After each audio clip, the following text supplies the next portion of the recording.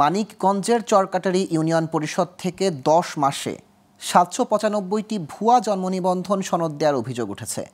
স্থানীয়রা বলছেন, UP chairman, প্রশাসনিক কর্মকর্তা ও ইউনিয়ন পরিষদের এক উদ্যোক্তা টাকা নিয়ে রোহিঙ্গা সহ বহিরাগতদের জন্ম নিবন্ধন করছেন।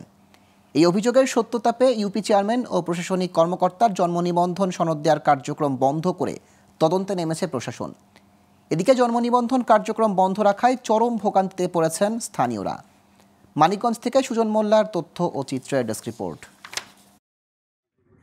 মানিকগঞ্জের দৌলতপুর উপজেলার চরকাটারি ইউনিয়নে চলতি বছরের ফেব্রুয়ারি মাস থেকে নভেম্বর পর্যন্ত 795 জনকে অবৈধ জন্মসনদ দেয়া হয়। অভিযোগ উঠেছে, ইউপি চেয়ারম্যান, এক প্রশাসনিক কর্মকর্তা ও পরিষদের উদ্যোক্তা মোটা অঙ্কের টাকার বিনিময়ে রোহিঙ্গা সহ বহিরাগতদের জন্ম নিবন্ধন করেছেন। কম্পিউটার ম্যান কাজ করাইতো, আর উনি টাকার সহযোগিতার টাকা নিয়ে ওই রোহিঙ্গা 795 জন রোহিঙ্গা ভোটার করছে। এটার সাথে যারা যারা জড়িত আছে, আমরা প্রত্যেকটা ব্যক্তির দৃষ্টান্তমূলক শাস্তি চাচ্ছি। মিডিয়ার মাধ্যমে জানিয়ে দিতে চাই, একটা আইনের মাধ্যমে যেন আমরা তাৎক্ষণিক একটা সমাধান পাই। গেল 20 অক্টোবর নতুন প্রশাসনিক কর্মকর্তা দায়িত্ব নেয়ার পর অবৈধ জন্ম নিবন্ধনের বিষয়টি নজরে আসে। এ ঘটনা উপজেলা নির্বাহী কর্মকর্তাকে জানালে ইউপি চেয়ারম্যান ও প্রশাসনিক কর্মকর্তার জন্ম নিবন্ধন কার্যক্রম স্থগিত করে তদন্ত শুরু করে প্রশাসন। যখন আমি কয়েকটা আবেদন দেখলাম যে আবেদনগুলো নিয়ম মাফিক হচ্ছে না, অনলাইনে যে অ্যাটাচমেন্ট দিতে হয়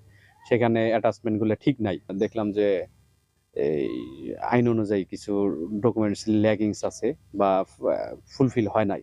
তো পরে এটা আগের সচিবকে জানাইলাম যে এগুলা অন্য ইউনিয়নের হয়েছে, অন্য জেলার, তো এটা কিভাবে কি।